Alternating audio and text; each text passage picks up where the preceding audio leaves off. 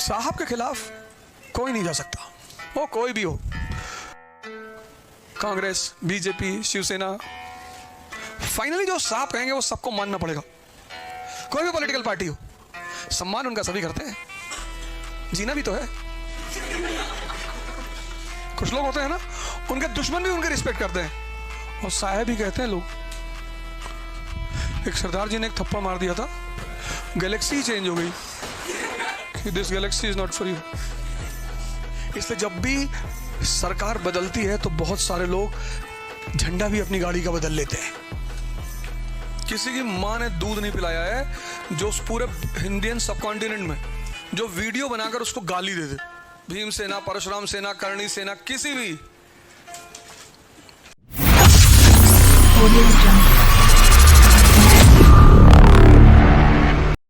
कुछ लोग होते हैं ना, उनके दुश्मन भी उनके रिस्पेक्ट करते हैं। सो महाराष्ट्र में शरद पवार, कोई भी पॉलिटिकल पार्टी हो, सम्मान उनका सभी करते हैं, जीना भी तो है।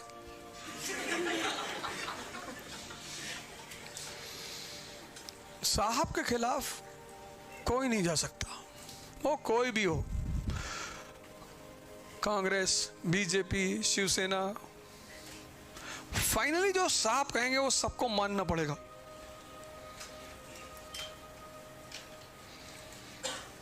तो महाराष्ट्र में जो सबसे पावरफुल पॉलिटिशियन रहा एक डिकेड में, पूरा एक 2-3 डिकेड, वो है शरद पवार।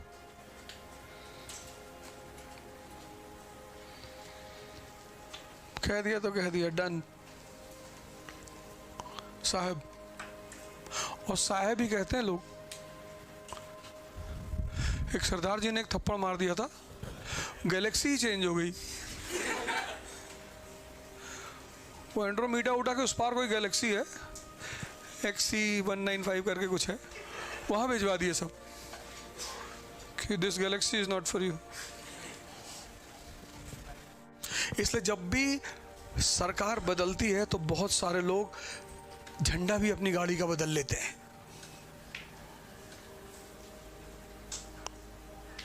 अभी पूरे शहर में कहीं उद्धव ठाकरे जी की फोटो दिखाई पड़ रही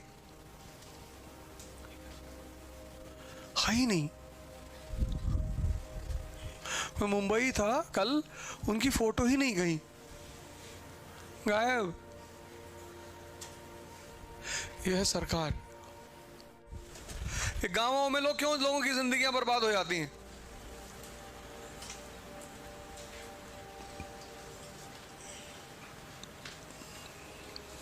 जेलों में जाके देखो कितने लोग बंद हैं, पूरी जिंदगी खत्म हो गई। 2 मर्डर कर दिया, 4 मर्डर कर दिया, पूरी जिंदगी खत्म हो गई, पूरा जीवन जेल में बीत गया, घर बिक गया, जमीन बिक गई, सब कुछ बिक गया। लेकिन वही मर्डर तो दाऊद इब्राहिम ने भी किए हैं और उसके बारे में कहा जाता कि उसने कुछ किया ही नहीं, करवाया। किताब लिख दी गई उसके ऊपर, फ्रॉम डोगरी टू दुबई। क्योंकि जब भी उसने गोली चलवाई तो मुंबई की वसूली के लिए चलवाई। उसने गोली इसलिए नहीं चलाई कि तुमने अपनी गाड़ी मेरी पार्किंग में खड़ी कर दी थी।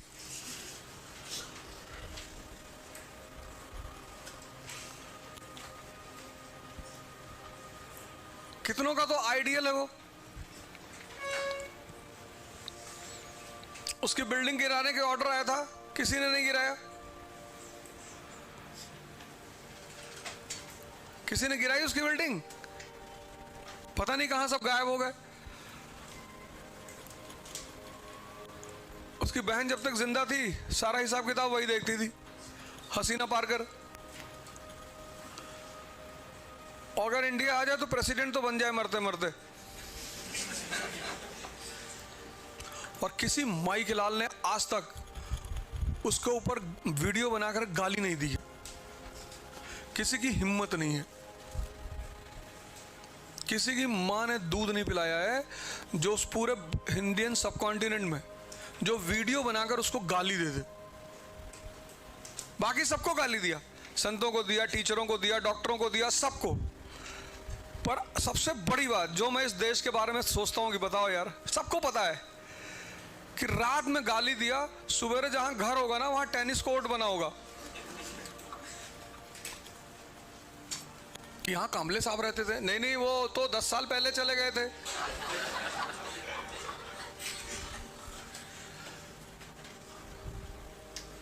वो किसी भी सेना का हो, भीम सेना, परशुराम सेना, करणी सेना, किसी की हिम्मत नहीं है कि उसको गाली दे दे। इस तरह के लोग इस देश में रहते हैं।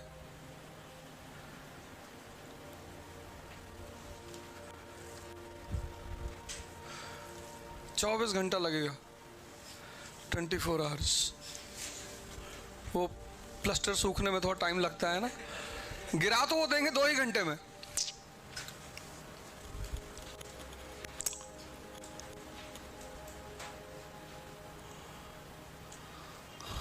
तो 2 घंटे का काम है, बाकी थोड़ा प्लास्टर करेंगे तो सूखने में टाइम लगेगा, उसमें 18 घंटा लगेगा, बाकी तो सारा काम हो जाएगा। तो ये हमेशा से रहा है, तुम टेंशन मत लो। बदतमीजी जो है ना वो हमेशा समझदार लोग करते हैं, अनपढ़ तो इनोसेंट होते हैं बेचारे। इस दुनिया में जितनी बदतमीजियां हैं वो सब समझदार लोग करते हैं।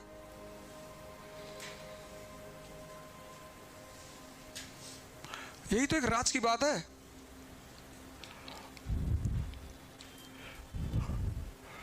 अभी तुम्हारा पापा अगर 100 रुपए घूस लेते हुए पकड़ गए तो बेचारे दोबारा ऑफिस नहीं जा पाएंगे।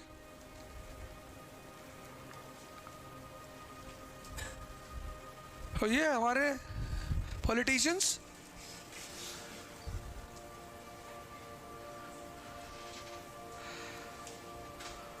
और हमसे कहते हैं honesty is the best policy.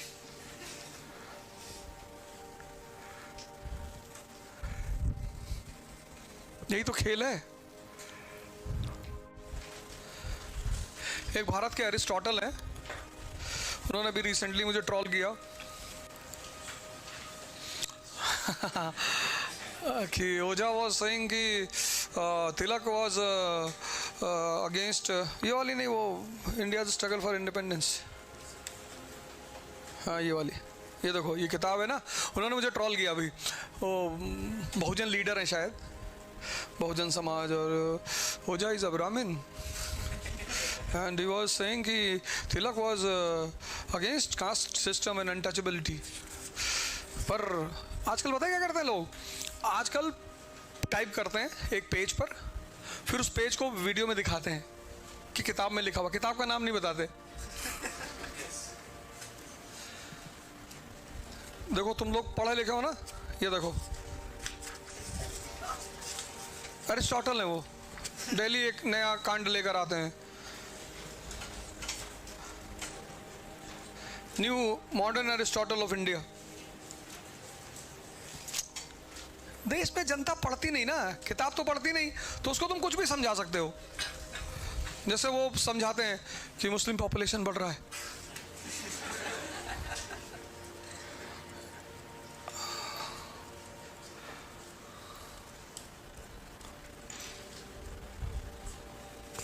अरे यार थैंक यू।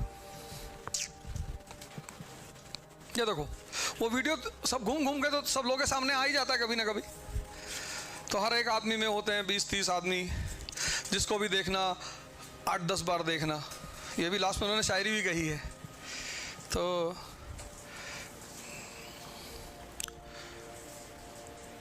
देखो क्या कहा उन्होंने, पेज नंबर 162 तिलक पे, His stand on the question of non-Brahmin representation and on the issue of untouchability demonstrated that he was no casteist either.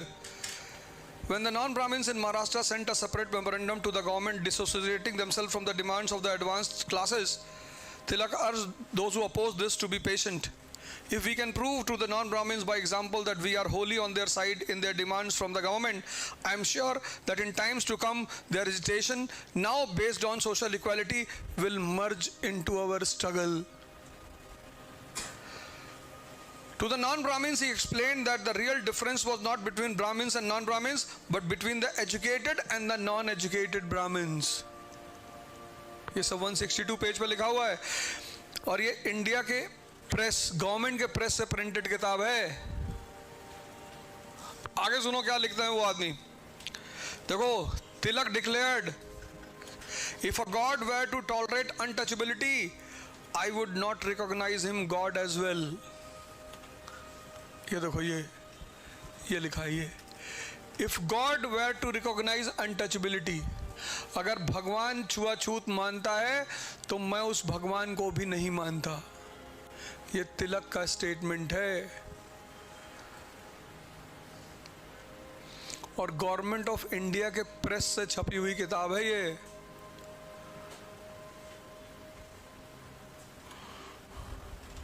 Young से हैं बेचारे, चश्मा उस्मा लगा के आते हैं। दलितों का शोषण किया ब्राह्मणों ने, पूछो कैसे, खुद ही बोलते हैं वो, फिर कहते हैं मैं बताता हूं।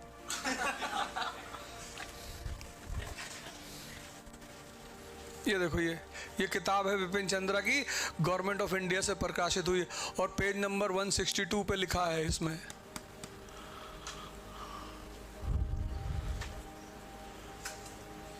पर मुझको एक चीज में बड़ा मजा आता है, ट्रोल होने में। आधा से ज्यादा तो मैं खुद ही करवाता हूं, लेकिन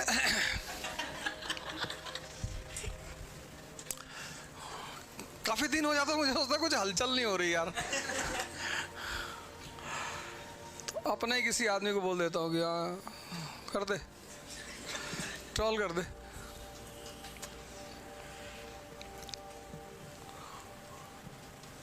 कल किसी लड़के ने मुझे मैसेज किया था कि सर इनको हम मार डालेंगे किसी, फिर मैंने मैसेज किया, कह रहा है आराम से,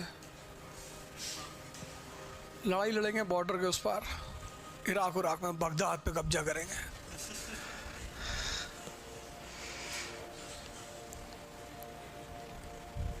बिना इंटरेस्ट से कोई लड़ाई नहीं लड़नी,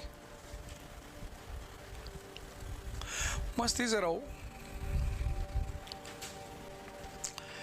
जितने महापुरुषों को लोग पूजा करते हैं ना, एक को फॉलो करना पड़ जाए तो हालत खराब हो जाए इनकी। पूजा करना आसान है, फॉलो करना मुश्किल है। रामचंद्र जी की पूजा करना आसान है, फिर रामचंद्र को फॉलो करना।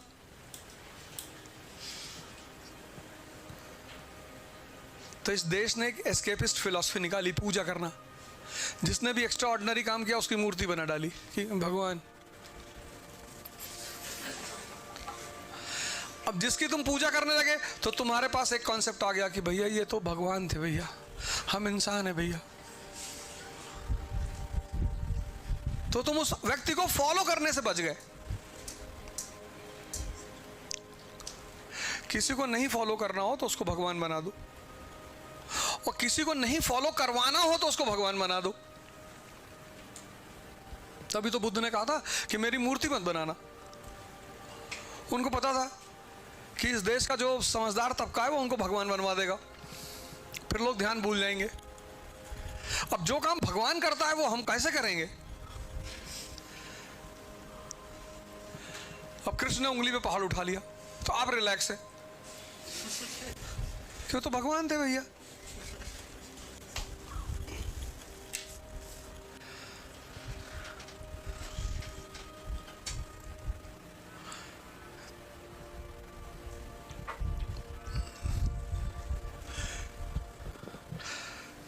तो इस देश में बहुत कम लोग किताब पढ़ते हैं। देखो लिखा है 162 नंबर पेज पे, कभी वो भाई साहब मिलेंगे, यहीं के हैं, महाराष्ट्र के, यहीं के हैं। हर एक आदमी में होते हैं 15-20 लोग, किसी से जब भी मिलना 8-10 बार मिलना। मुझे दुनिया में एक ही चीज से नफरत है, शायरी से। अच्छी चीज है, चूंकि मैं कर नहीं पाता इसलिए मुझे नफरत है। जो चीज नहीं कर पा रहे हो विरोध करो उसका।